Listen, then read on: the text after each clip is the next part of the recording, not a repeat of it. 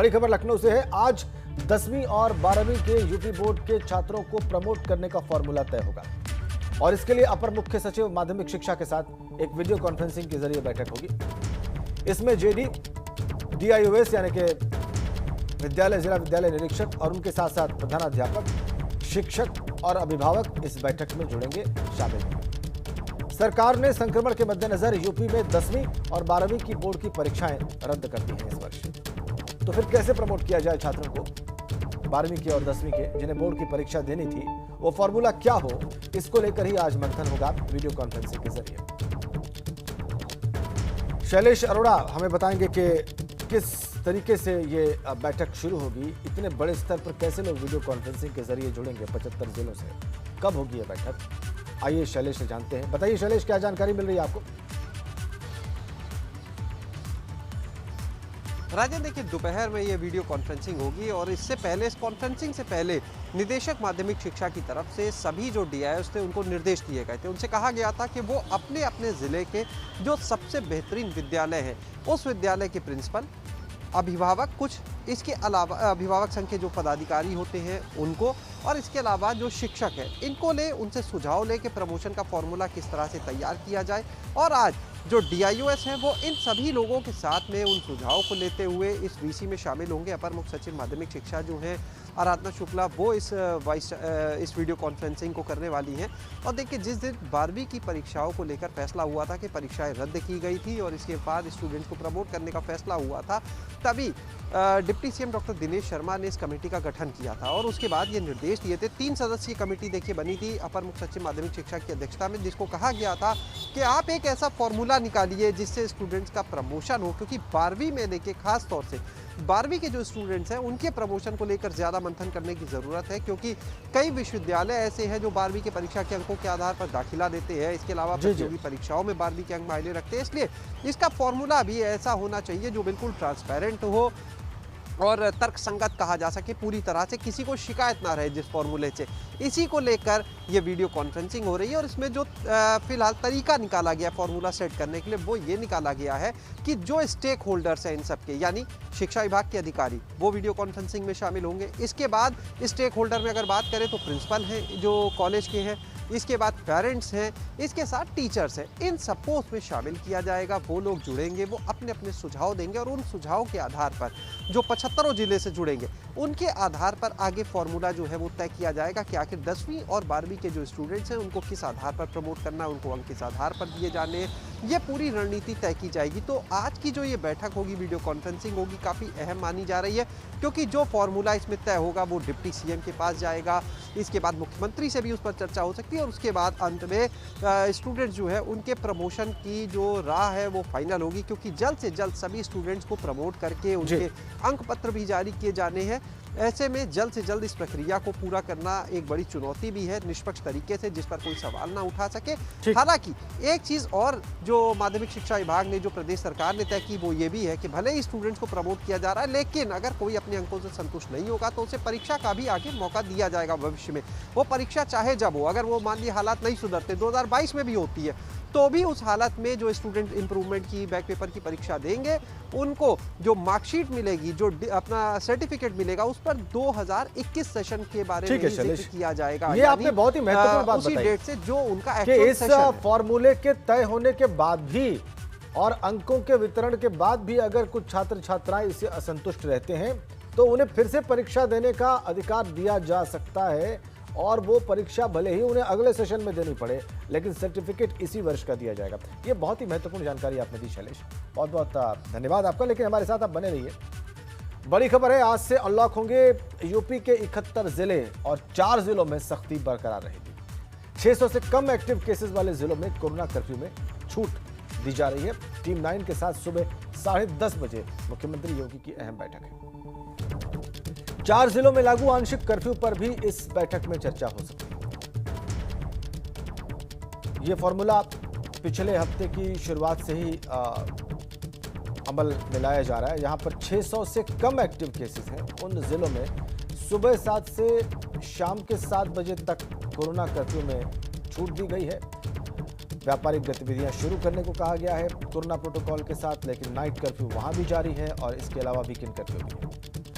अब ऐसे जिलों की संख्या 71 हो गई है जहां पर आज से ये छूट मिलेगी या मिल रही है। सिर्फ 4 जिले ऐसे हैं जहां पर ये छूट नहीं मिलने वाली है। लेकिन वहां भी क्या रियायत दी जा सकती है, वहां भी लोगों को कैसे राहत दी जा सकती है, इस पर चर्चा हो सकती है सुबह 10:30 बजे मुख्यमंत्री की अपने टीम 9 की अधिकारियों के साथ।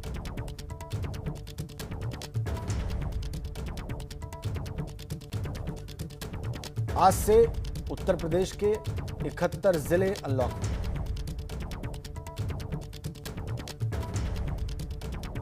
600 से कम एक्टिव केसेस जहां पर हैं, अब इन जिलों की संख्या हो गई है 71।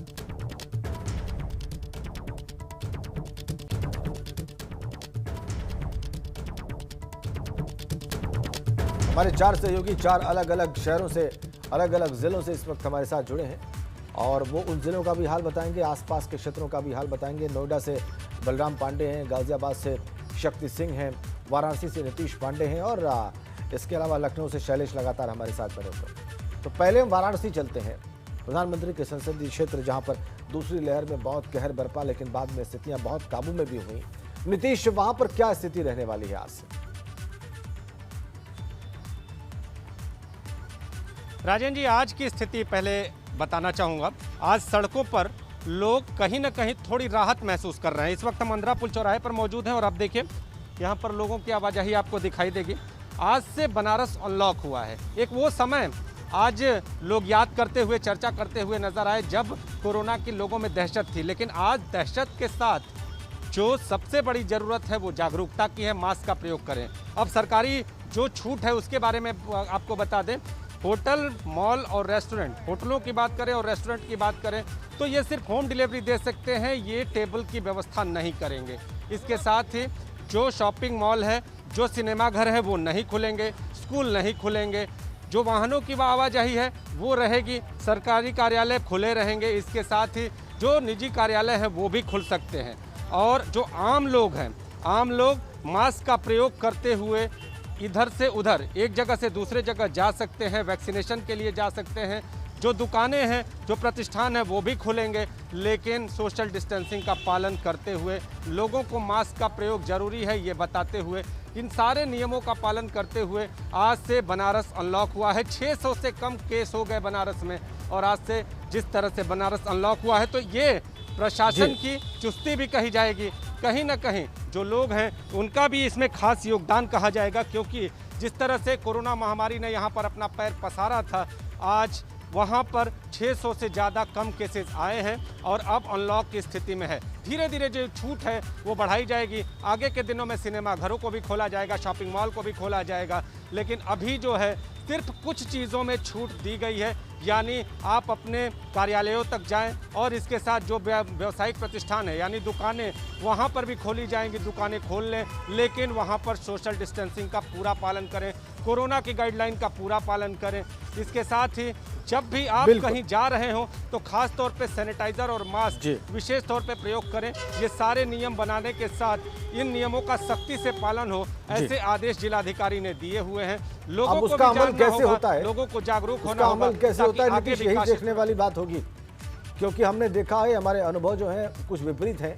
जैसे ही छूट मिलती है अक्सर लोग इन प्रोटोकॉल्स का पालन करना भूल जाते हैं या उसे नजरअंदाज करना शुरू कर देते हैं। लखनऊ में क्या स्थिति है ये हम जानेंगे शैलेश से। शैलेश, लखनऊ की स्थिति बताइए।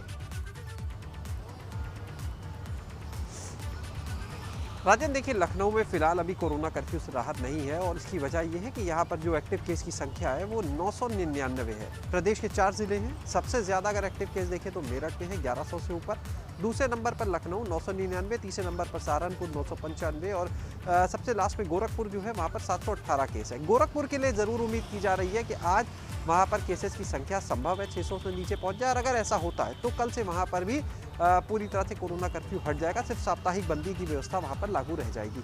तो कुल मिलाकर कह सकते हैं कि धीरे धीरे जैसे 71 जिले कोरोना कर्फ्यू से राहत पाए हैं, बाकी ज़िले भी जल्द से जल्द अगले 2 से 3 दिन 4 दिन के अंदर सभी ज़िलों में इस तरह की राहत देखने को मिलेगी।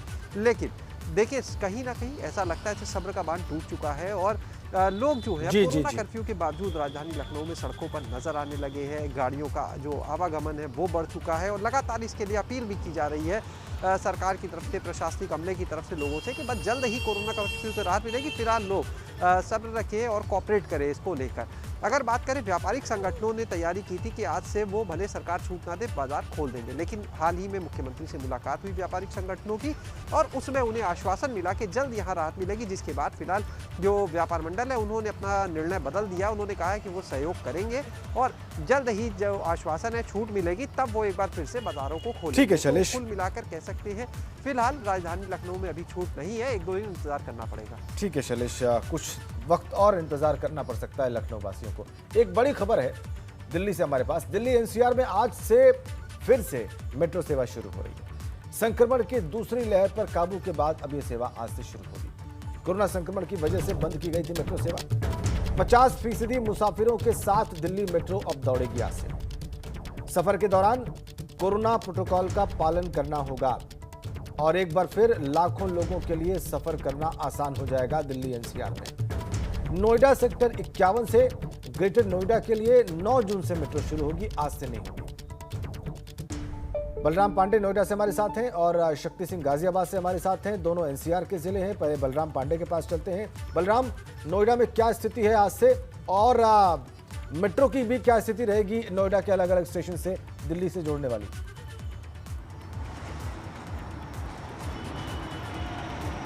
देखिए राजेंद्र, आज से नोएडा अनलॉक की श्रेणी में आ गया है। यही वजह है कि चाहे वो व्यापारी वर्ग हो, चाहे कारोबारी हो, हर कोई राहत की सांस ले रहा है, क्योंकि जिस तरीके से जो आर्थिक स्थिति थी वो पटरी से उतर गई थी।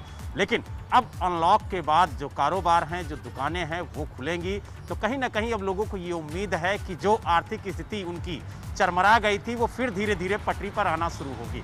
लेकिन सबसे बड़ा सवाल ये है कि अगर अनलॉक के बाद जो पब्लिक है, जो कस्टमर हैं, अगर वो दुकानों पे जाते हैं तो उनको किस तरीके से कोरोना की गाइडलाइन का पालन करना है, नियमों का पालन करते हुए दुकानें खुलें, ताकि जो ये महामारी है, इससे जो जंग लड़ी जा रही है उसमें हमें जीत भी हासिल हो और जो हमारा कारोबार है वो भी सुचारू रूप से चल सके।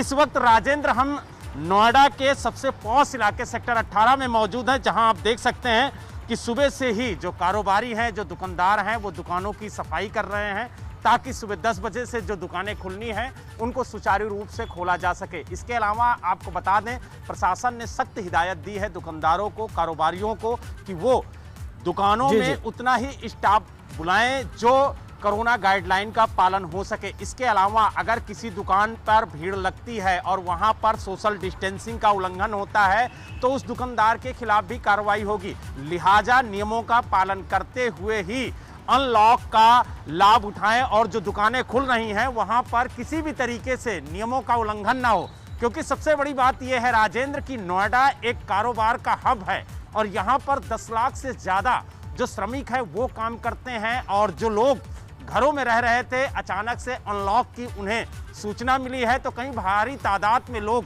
घरों से बाहर निकल के दुकानों में भीड़ न लगाएं और इस संक्रमण के खतरे को दावत दें। तो इसीलिए प्रशासन भी पूरी तरह से मुस्तैद है और वो पेट्रोलिंग करके इस बात का जायजा ले रहा है कि कहीं पर भीड़ तो नहीं इकट्ठा हो रही है। अगर हम बात करें मेट्रो की, जिस तरीके से आपने कहा, जी मेट्रो की बात बताएं बहुत जल्दी से बलराम।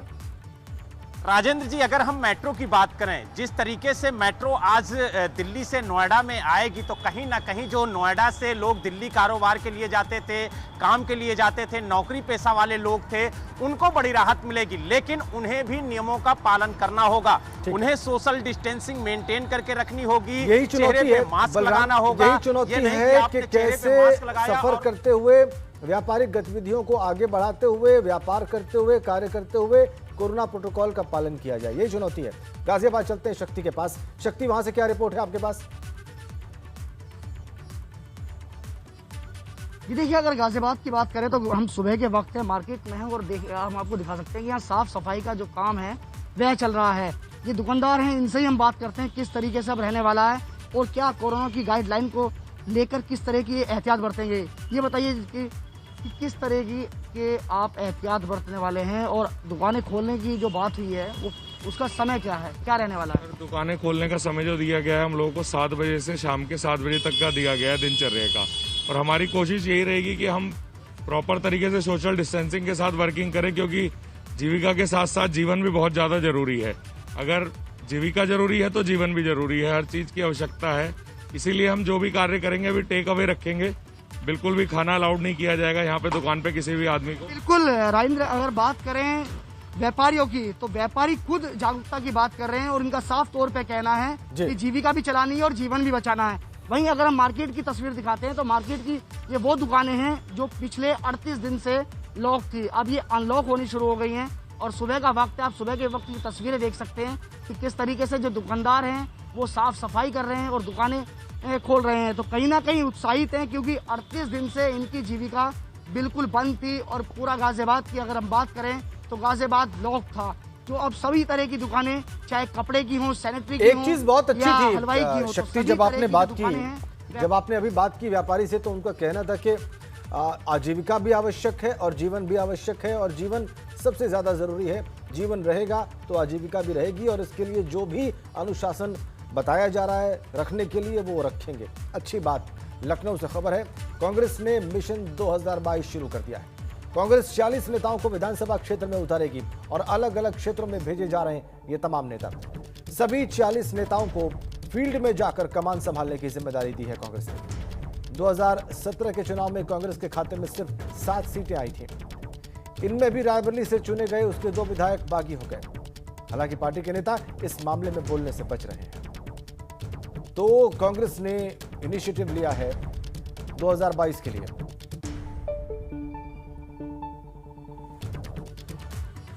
बड़ी खबर लखनऊ से है, भाजपा विधायक, सांसद और पदाधिकारी पीएससी गोद लेंगे। 1000 पीएससी गोद लेंगे भाजपा विधायक, सांसद और पदाधिकारी। पोस्ट कोविड सेंटर भी संचालित करेगी पार्टी। दूसरी लहर के प्रभावितों की मदद और तीसरी लहर रोकने की भी तैयारी है। पार्टी ने सभी विधायकों, सांसदों, निगम, आयोग और बोर्ड के अध्यक्षों और पदाधिकारियों को 7 दिन में गोद लेने वाली पीएससी का नाम बताने के लिए कहा है। पार्टी कार्यकर्ता कंपनियों, दानदाताओं, व्यापारिक और सामाजिक संगठनों के सहयोग से पीएससी को गोद लेंगे।